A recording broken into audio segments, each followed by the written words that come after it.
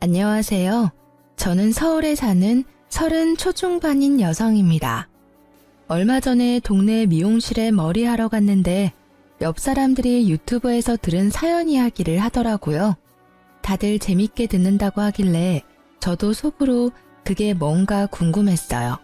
한번 찾아서 들어보니 저랑 엇비슷한 사연도 있더라고요.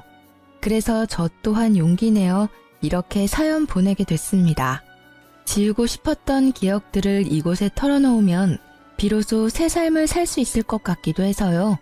그럼 조금은 긴 제 사연 같이 들어주시겠어요? 어렸을 때부터 엄마께서는 제게 늘 말씀하셨습니다. 살면서 없어 보이는 건 절대 안 된다고요. 소희야, 어디 가서 절대 남들이 우습게 보게끔 행동하면 안 돼. 알겠지? 차림새도 그렇고 말이야. 행동거지랑 겉모습이 없어 보이면 널 만만하게 보기 마련이거든.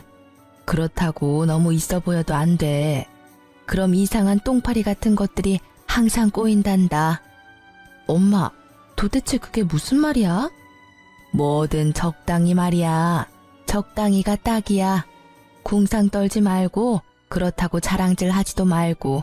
알겠니? 어렸을 때는 엄마 말이 이해가 잘 안 갔어요. 없어 보이면 안 되는데 또 너무 있어 보여도 안 된다는 말씀이 제겐 너무 어려웠죠. 하지만 살아보니 엄마 말씀이 뭔지 이해가 갔어요. 조금 후줄근하게 백화점에 가면 명품 매장에서 무시들 한다잖아요. 밥 먹으러 식당만 가도 조금 편한 옷차림보다 차려입은 쪽이 더 대접받더라고요. 기분 탓일 수도 있지만 그런 일들 살면서 몇 번 겪다 보니요. 자연스레 겉모습을 신경 쓰게 됐습니다. 엄청 비싼 명품 옷을 입지는 못해도 깔끔하고 격식 있는 옷차림으로 다녔어요. 늘 주름 한 점 없이 깔끔히 다림질해서요. 그랬더니 주변에서 제가 엄청 잘 사는 집안 딸인 줄 오해를 많이 하더라고요. 특히 오랫동안 다닌 회사에서는 어느 부잣집 차만 딸이라는 소문이 파다했어요. 그래서인지 결혼 정년기가 되니까 천짜리가 엄청 들어오더라고요. 물론 저는 결혼에 관심 없어서 다 거절했습니다. 소희 씨 집이 잘 산다며? 아니요, 그냥 평범해요. 에이, 소희 씨 하고 다니는 것만 봐도 딱 부잣집 공주님인데? 아, 공주님은 아니고요. 전 그냥 평범한 평민입니다. 제가 엄마께 말씀드리니 괜히 엄한 놈 꼬이는 것 아니냐며 또 충고해 주셨어요. 혹시나 제 겉모습만 보고 팔자 고쳐보겠다고 다가오는 놈도 분명 있을 거라 조심하라셨죠. 엄마의 그 말을 계속 마음속에 새기고 있었지만 제 세상이 무너지니까 웬걸 사람 보는 눈도 다치더라고요. 건강하던 아빠께서 뇌출혈로 쓰러지시면서 엄마랑 저는 엄청 힘든 시기를 보냈습니다. 친정아버지께서는 다행히 골든타임을 넘기지 않고 바로 병원에 도착했어요. 그래서 큰 후유증 없이 잘 회복하셨죠. 불행 중 다행일까요? 아빠가 쓰러지시기 전에 보험도 잘 들어놨었고 저희 가족은 생활비나 병원비 걱정은 크게 없었습니다. 부자는 아니지만 아예 돈 없는 집안도 아니었으니까요. 남들보다 조금은 여유로웠기 때문에 당시에 경제적 걱정은 아예 없었습니다. 하지만 옆에서 아빠가 쓰러지는 걸 목격한 저와 엄마는 심적으로 많이 힘들었습니다. 언제 아빠가 엄마와 제 곁을 떠날지 모른다는 생각에 하루하루 불안했죠. 제가 한동안 회사에서도 힘들어하는 티가 많이 났는지 동료들이 많이 걱정해줬습니다. 다른 부서에서도 제 얼굴을 보면 이름 모르는 사원분이 위로해주고 회사에서도 배려를 해줘서 그나마 잘 회복했어요. 아빠가 다시 눈을 뜨시기 전에 저는 모든 게 불투명해 보이더라고요. 그런데 그때 제 옆에서 남편이 서성거렸습니다. 한 걸음 뒤에서 위로해줬던 동료들도 있었지만 그 사람은 제 옆에 딱 붙어서 엄청 저를 챙기더라고요. 소희씨, 밥은 먹었어요? 아니요, 입맛이 없어서요. 그러지 말고 저랑 나가요. 모든 건 밥심이에요. 밥 잘 챙겨 먹고 기운 내야죠. 그 사람은 매일 한결같이 제게 밥은 먹었냐, 잠은 잘 잤냐 물어봤어요. 점심에는 제가 밥을 안 먹는다 싶으면 꼭 남아서 절 데리고 나가 먹는 걸 지켜보더라고요. 처음엔 그 사람의 위로가 보이지도 잘 들리지도 않았습니다. 그런데 어느새 제 일상에 그 사람이 스며들어 나중엔 정말 의지를 많이 했어요. 아빠가 건강을 회복하시고 무너졌던 일상이 돌아오자 저도 자연스럽게 예전으로 돌아갔어요. 그 계기로 남편과 연애했고요. 특별할 거는 없었습니다.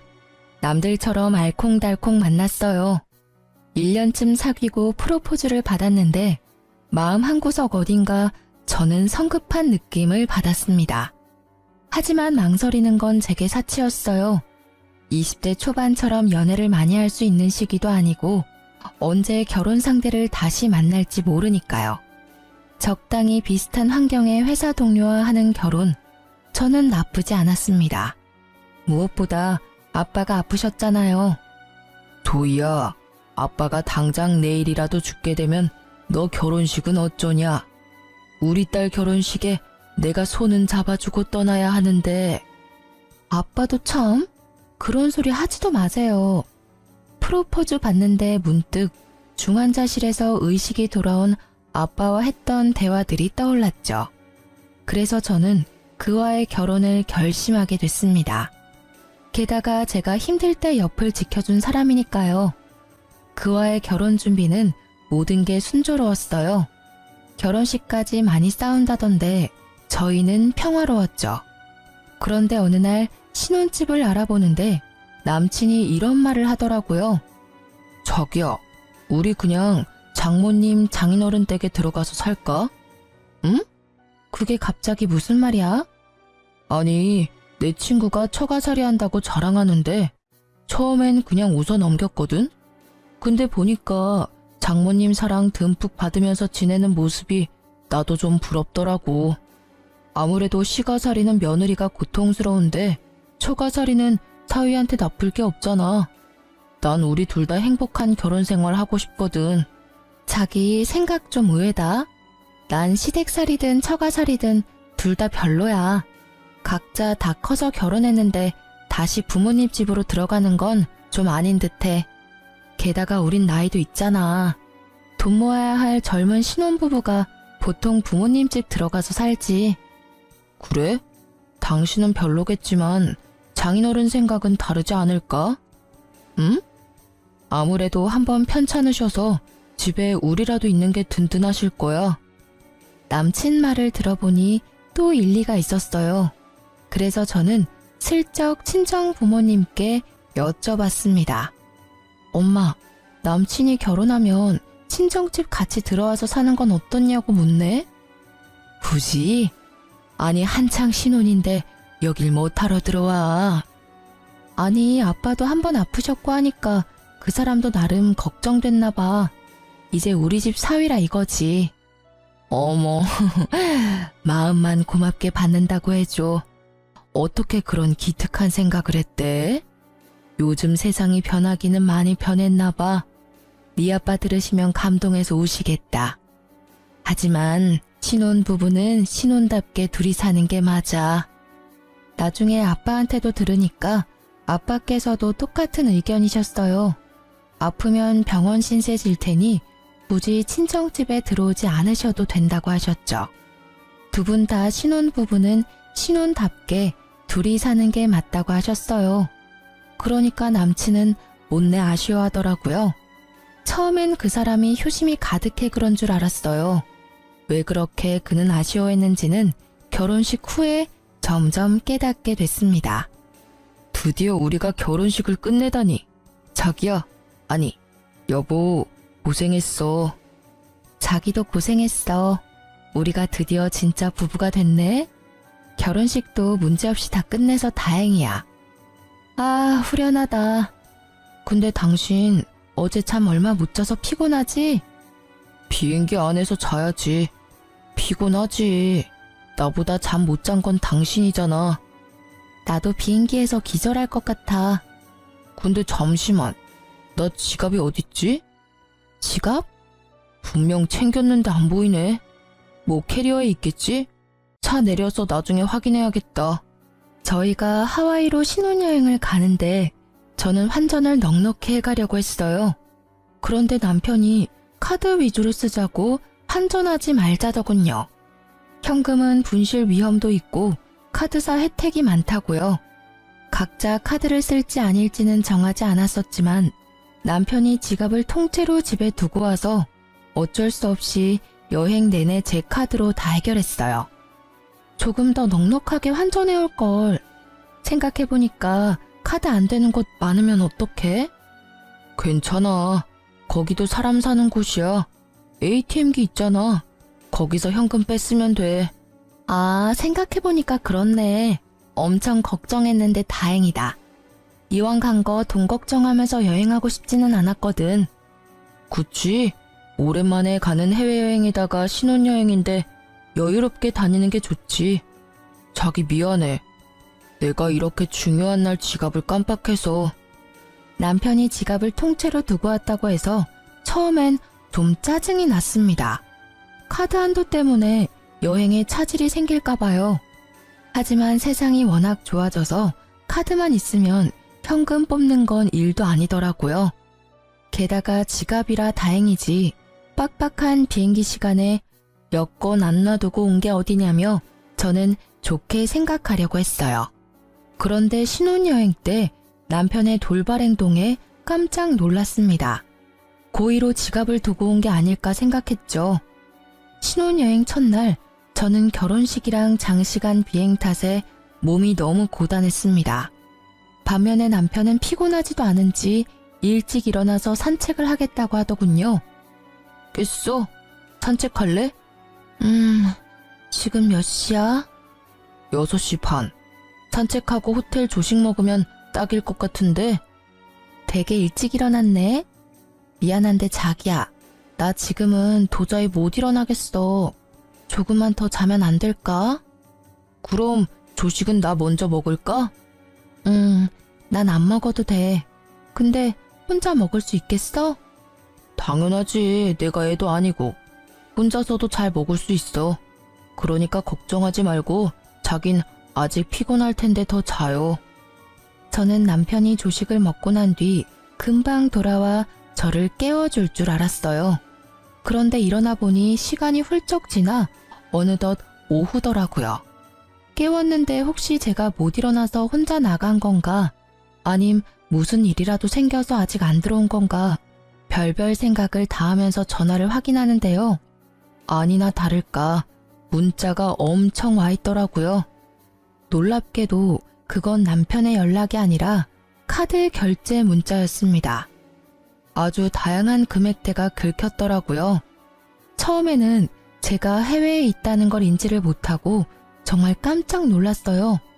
도난 신고를 해야겠다는 생각과 손이 벌벌 떨리는데 갑자기 이곳이 하와이라는 게 떠올랐습니다. 헌데 그것도 잠시 제가 카드를 분실했구나 좌절했는데요. 순간 잠결에 제 카드를 들고 간다는 남편의 음성이 떠오르더라고요. 저는 곧바로 다리에 힘이 풀려 주저앉았습니다. 분실한 게 아니라 다행이라며 혼자 안도를 하다가 아니지, 그게 아니지라는 생각이 들었어요. 제가 호텔방에서 혼자 자고 있는데 남편 혼자 쇼핑을 하고 있는 상황이 이해가 안 갔죠. 그것도 제 카드를 말도 없이 엄청 긁었으니까요. 그 생각이 들자마자 남편에게 전화를 걸었는데 전화를 안 받더라고요. 연락이 계속 안 되니까 남편이 카드를 잃어버렸다는 결론으로 도달했어요. 여보세요? 아니, 제가 신혼여행을 해외로 왔는데요. 카드를 분실한 것 같아서요. 놀라서 부랴부랴 카드 분실 신고를 하고 있는데 눈물이 나더라고요. 그땐 정말 놀라서 카드를 정지시키고 곧바로 연락 안 되는 남편도 실종 신고를 하려고 했어요. 다행히 카드 고객센터와 통화하는 중에 남편은 무사히 호텔방으로 돌아왔습니다. 놀란 토끼 눈의 남편을 마주하자 안도와 동시에 화가 치솟더라고요. 뭐야 당신? 지금까지 뭐 했어? 내가 얼마나 놀란 줄 알아? 여보, 왜 울고 있어? 나 쇼핑하고 왔는데. 말도 없이 혼자 쇼핑하고 온 거야? 너 피곤하대서 혼자 다녀왔지. 그건 새벽이었고 오전에 나 깨울 생각은 안 들었어. 지금 오후 2시가 훌쩍 넘었어. 시간이 벌써 이렇게 됐다고? 아, 내가 미안해. 정신없이 돌아다니다 보니까 미처 몰랐다. 근데 당신도 너무하다. 내가 못 깨웠어도 혼자 일어나면 되잖아. 애야? 뭐? 그렇잖아. 내가 몇 시에 돌아올 줄도 모르는데 알람이라도 맞춰놓고 잤어야지. 당신 도대체 몇 시에 일어난 거야? 내가 그럴 정신이 있었어? 밤 늦게 도착해서 기절했잖아. 나 6시에 일어났을 때도 비몽사몽이었어. 그리고 상식적으로 난 당신이 아침 먹고 산책만 하고 돌아올 줄 알았어. 연락은 되지도 않고 남겨놓은 것도 없고 카드 결제 내역만 잔뜩 와 있잖아. 내가 안 놀라게 생겼어? 게다가 내 카드를 상의도 없이 어떻게 막 긁어. 대충 계산해봐도 200만 원 훨씬 넘더라. 말하다 보니 그제야 남편의 손에 들린 쇼핑 봉투들이 눈에 띄더라고요. 그 중에는 명품 브랜드 로고가 박힌 쇼핑백도 있었어요. 정말 기가 막히더라고요. 들어보니 당신이 놀랄만 했네. 내가 언성 높여서 미안해. 오랜만에 해외여행 와서 너무 들떴었나 봐. 그런데 나 진짜 혼자 놀다 온 게 아니라 당신은 피곤하다 했고 편하게 혼자 잘 자라고 자리 비켜준 거야. 조식 먹고 산책 좀 하다가 호텔 구경하는데 심심하더라고. 그래서 잠깐 바깥 구경한다는 게 이사단이 났네. 세일도 많이 하고 또 한국보다 더 싸니까 나도 모르게 카드를 긁고 있더라. 상의 없이 카드 써서 미안. 근데 나 진짜 내 거 산 게 아니라 양가 부모님 선물이랑 기념품 산 거야. 그러니까 너무 뭐라 하지 말아줘. 우리 엄마 지갑이 워낙 오래됐는데 여기 와서 보니까 엄마 생각이 엄청 나더라고. 그래서 나도 모르게 결제해버렸어. 근데 말야, 나도 호텔방 들어오자마자 당신 울고 있는 모습에 얼마나 놀랐는지 몰라. 그니까 뭐? 왜 효도를 내 카드로 하려고 해? 게다가 그 카드 한도도 별로 안 돼. 우리 환전도 별로 안 해왔잖아. 아니, 좋게 생각해서 진짜 나한테 상의하고 같이 사러 갔으면 내가 이래? 나 당신 정말 이해가 안 돼. 한도가 얼만데? 신용카드 말고 다른 체크카드는 없어? 뭐? 남편이 반성은 안 하고 제게 다른 카드가 없냐고 묻는 순간 저는 속으로 결혼식 올리고 바로 이혼해도 될까? 사람들이 엄청 뒤에서 수군거리겠지? 뭐 이런 생각을 속으로 했어요. 어떻게 배우자가 되자마자 카드를 자기 것처럼 막 쓸 수 있는지 이해가 안 됐습니다. 물론 남편이 쓴 건 남편에게 다 받을 생각이었지만요. 이 신혼여행은 망했어. 어떻게 시작부터 이래? 남은 여행 나 웃으면서 보낼 자신 없어. 자기야, 실수라고. 한 번만 화 풀어라, 응? 내가 배려 없이 굴어서 미안해. 따로 있고 싶어. 이왕 이렇게 된 거 오늘은 각자 시간 보내자. 나 생각할 시간이 좀 필요해. 여보야. 그리고 당신이 오늘 카드 쓴 거 말야. 아무리 양가 부모님 선물이라 해도 나랑 아무런 상의도 안 하고 산 거니까 환불하던지. 아님 당신이 쓴 돈들 계산해서 나한테 입금해. 아무리 부부가 됐어도 지켜야 할 선이라는 게 있는 거야. 식 올리자마자 어떻게 이래? 뭐? 입금하라니. 뭘 꼭 그렇게까지 해야 해? 입으로는 미안하다면서 아직도 정신 못 차렸구나? 그럼 나 혼자 당신이 쓴 돈 감당해야 하는 거였어? 나도 평범한 직장인이야. 매달 고정 지출비가 있는데 갑자기 그렇게 큰 돈 나가는 거 부담스러워. 부부끼리 참 치사하다. 뭐? 치사? 내가 모른 척 하려고 했는데 당신 아침만 혼자 먹은 거 아니더라? 식당에서도 카드 긁었던데 혼자 점심까지 먹고 왔지? 그게 더 말하기 싫고 나가. 방을 하나 더 잡던지 해. 아님 내가 나갈까? 알았어. 일단 자기 기분 풀릴 때까지 따로 있자. 그렇게 저는 화가 안 풀려서 신혼여행 내내 남편이랑 따로 지냈습니다. 남편 꼴도 보기 싫어서 돌아다니지도 않았어요. 그냥 호텔에만 박혀서 호텔 안에서 식사도 다 해결했어요.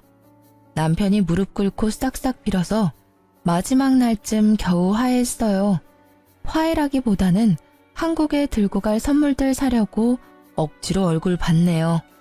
어쨌든 결혼 축하하러 와준 소중한 걸음들의 보답도 해야 하고 양가 어른들 선물도 다시 준비해야 했으니까요.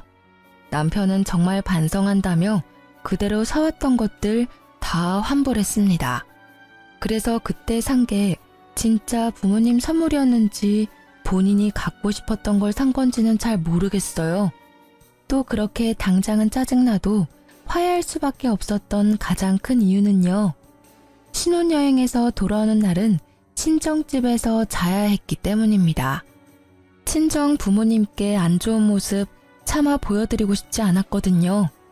그리고 그 다음 날은 시댁에서 보내기로 했기 때문에 저는 우선 그 일정을 다 마무리하자 생각했어요. 그리고 신혼여행 때 사건을 남편과 한 번 더 제대로 짚고 넘어가야겠다 싶었습니다. 진짜 이혼할 수도 있는 문제라고 생각했거든요. 엄마, 아빠, 저희 왔어요. 왔어? 어휴, 고생했네. 즐겁게 쉬고 왔어? 네, 뭐. 엄마, 그런데 뭘 이렇게 많이 준비했어. 상다리 부서지겠다. 엄청 고생했겠네.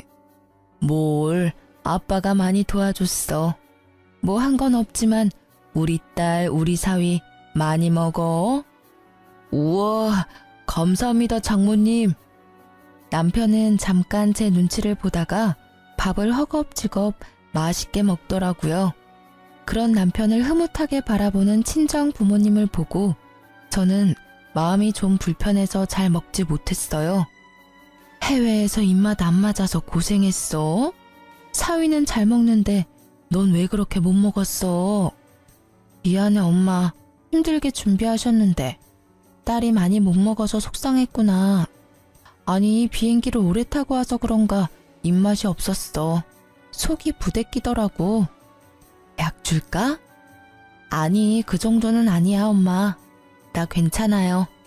근데 엄마는 이제 괜찮아? 뭐가? 엄마 결혼식 때 엄청 우셨잖아. 아이고 그러게. 내가 기쁜 날 그렇게 울면 안 됐는데. 예쁜 딸 보내려니 그렇게 속상했어요? 당연하지. 우리 예쁜 딸 시집 보내는데 내가 안 울면 이상하지. 사위가 야속하기도 했지. 엄마는 너 좀 더 내 옆에 데리고 있고 싶었거든. 엄마께서는 갑자기 또 우셨어요. 저는 당황해서 엄마 눈물을 닦아드렸죠. 너무 울어서 남편은 밥 먹게 하고 저랑 엄마는 안방에 들어가서 마저 얘기를 나눴는데요. 엄마, 그만 울어.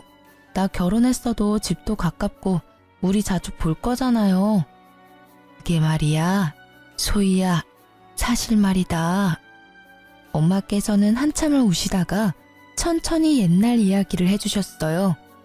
가슴속에 품고 있었던 이야기를 고민하고 또 고민하고 제게 털어놓으셨습니다. 제가 상처받을까봐 지금껏 숨겼었는데 이제는 다 커서 결혼도 했고 진짜 말해줘야 할 것 같았다고 하시더라고요. 뭐? 내가 엄마 딸이 아니라고? 아니긴 왜 아니야. 넌 누가 뭐라 해도 내 딸이야. 그러니까 어쨌든 엄마 말은 내가 친딸이 아니란 거잖아. 저는 2살 때 입양됐다고 합니다. 처음엔 너무 충격이었어요. 입양해서 지금껏 남부럽지 않게 잘 키워주신 부모님께 감사하기도 하고 절 버린 친부모가 원망스럽기도 했어요. 그리고 지금 결혼했으니 이혼을 하든 말든 남편에게도 이 사실을 말해줘야겠다고 생각했습니다. 그렇게 그날 엄마를 껴안고 밤새 울었습니다. 퉁퉁 부른 눈으로 시댁에 방문하니 시모는 둘이 싸웠냐고 물었습니다. 그게 싸우기는 했는데 아무튼 이 눈은 내가 이렇게 한 거 아니야, 엄마. 싸웠다고? 아니 너희 아직 혼인신고 도장도 안 말랐는데 싸웠니? 뭐 때문에? 엄마, 왜 소리를 질러요? 깜짝 놀랐잖아. 어머님, 어제 친정어머니랑 밤새 이야기해서 눈이 이래요. 죄송해요. 보기에 못났죠? 예쁜 모습 보여드리고 싶었는데. 으이그, 그러길래 여기부터 오지 그랬니? 친정부터 가고. 말은 안 했지만 나 서운했다. 친정 부모님은 둘이지만 난 혼자잖냐. 혼자 외로운 시모부터 챙기면 어디 덧나? 죄송해요, 어머님. 저희가 거기까지 생각을 못했네요. 괜히 저희 돌아오는 날이라고 이것저것 혼자 챙기시느라 힘드실까봐요. 친정 엄마께서 먼저 친정집 오라고 하셨거든요. 참나, 너네가 결혼한 게 뭐 그렇게 큰일이냐? 다 늙은 내가 다 큰 너네를 챙기긴 뭘 챙기냐? 너네가 날 챙겨야지. 에휴, 됐다. 배고프니 얼른 밥이나 먹자. 아, 네. 뭐하고 서 있냐? 네? 아이고, 배고파 죽겠으니까 얼른 밥 준비해라. 며느리로 방문한 공식적인 첫날이잖냐. 어디 네 요리 솜씨 한번 봐야지. 친정집에서는 상다리가 휘어질 정도로 남편과 저를 엄청 환대해 주셨어요. 다음날 시댁집에서는 환대까지는 아니더라도 환영해 주실 줄 알았거든요. 그런데 오히려 시모는 며느리 됐다고 갑자기 하대하면서 제게 첫 식사 준비해 보라고 하더군요. 정말 황당했지만 일단은 어른이 시키니 열심히 요리를 했습니다. 그랬더니 시모는 입맛에 안 맞는다고 저를 나무랐어요. 어머, 국이 왜 이렇게 짜냐? 완전 소태다. 얘, 너 이런 식으로 국을 끓이면 나트륨 중독으로 우리 아들 명줄 짧아져. 요리 좀 한다고 들었는데 왜 이 모양이니? 너 우리 아들이랑 같이 살려면 나한테 엄청 배워야겠다. 엄마, 맛만 있는데요, 뭘. 자기야, 진짜 맛있어. 반찬도 다 맛있는데?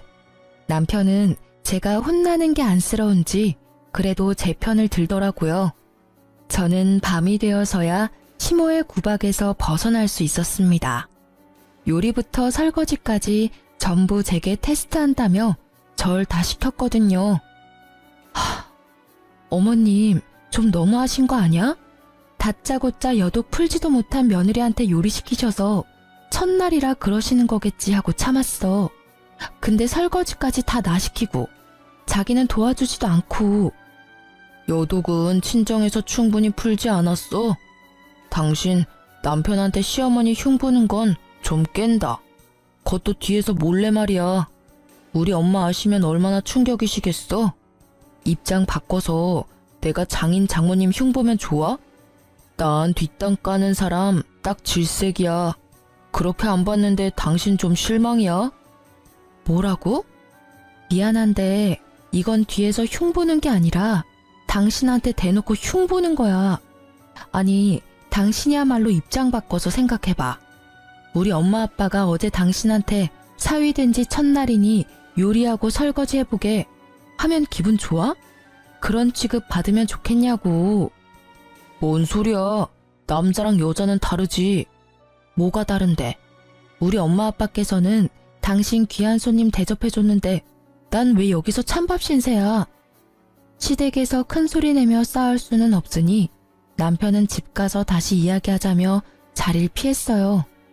저는 여러모로 신혼여행 때부터 받은 스트레스에 몸도 마음도 지친 상태였습니다. 게다가 풀리지 않은 여독과 종일 시모에게 시달려 피곤이 몰려오더군요.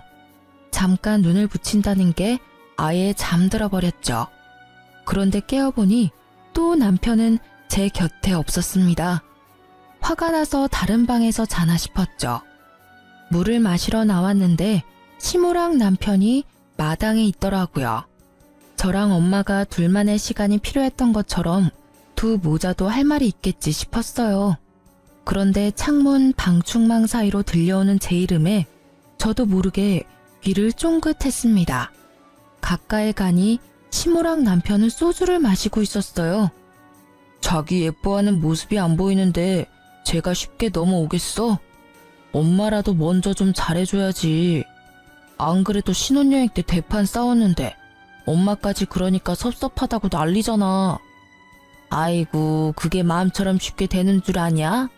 소위 제가 예쁜 구석이 있어야 예뻐하지. 저는 그 대화에 온몸이 굳었지만 딱 한 군데 손가락은 잘 움직이더라고요. 혹시라도 놓칠세라 곧바로 동영상을 촬영했습니다.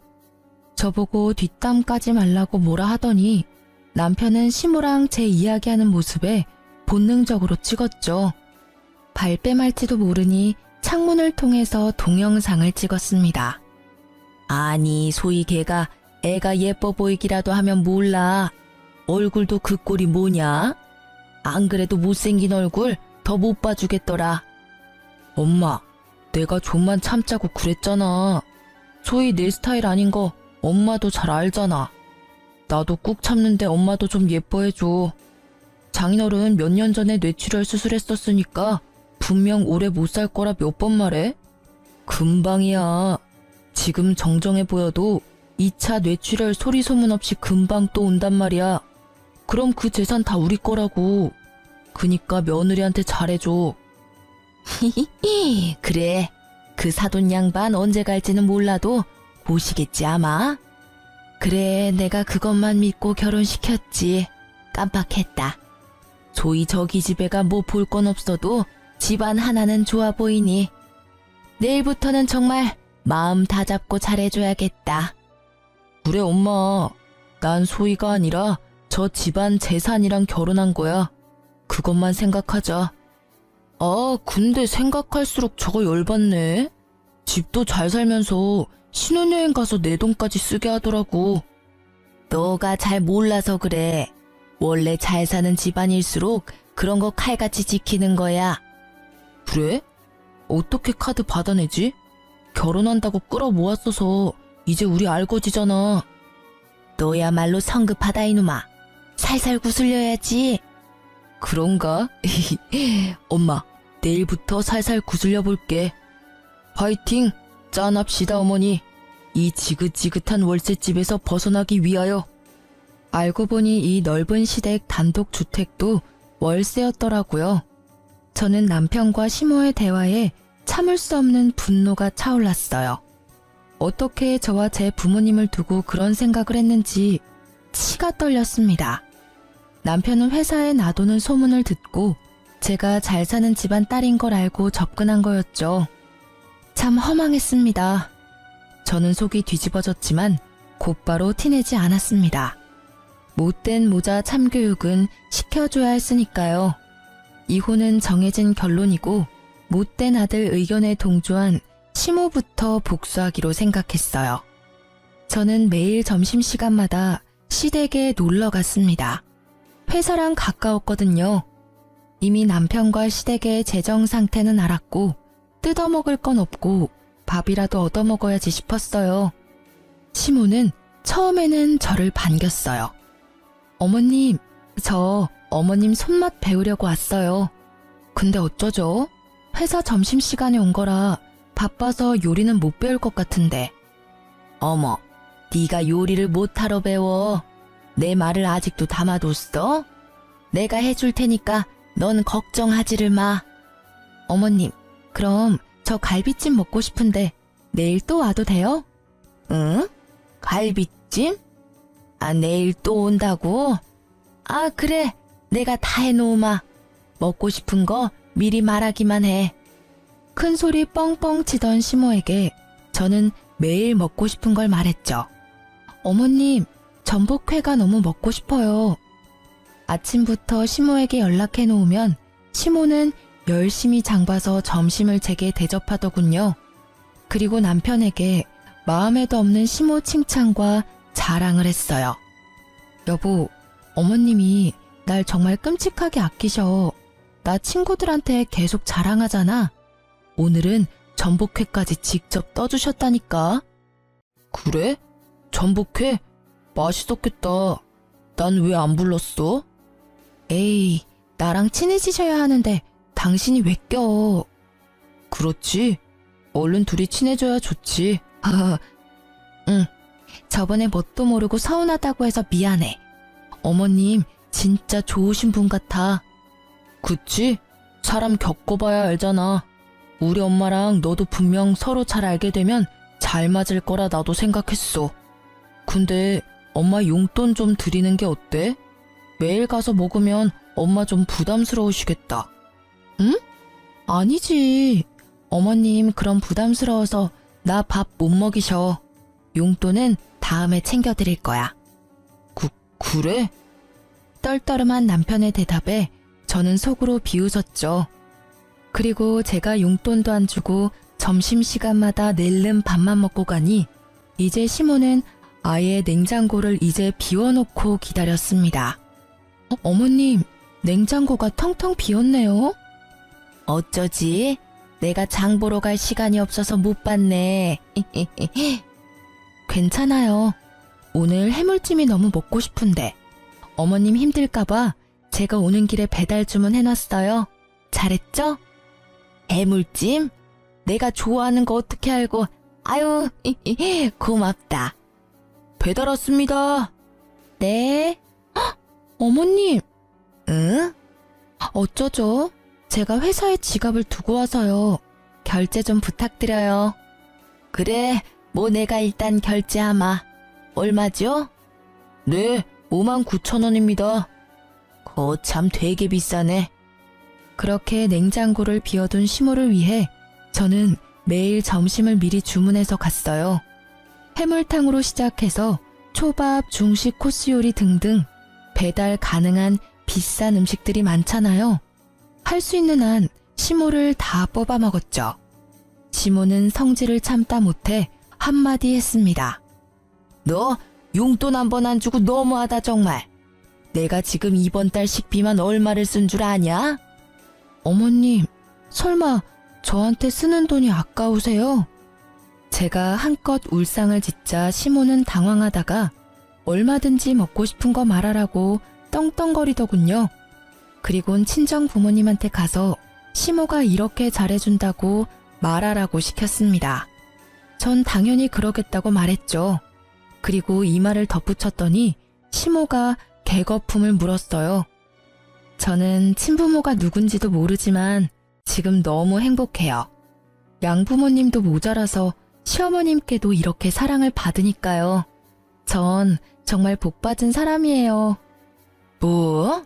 뭔 소리냐 그게? 너 니네 부모님 친자식 아니냐?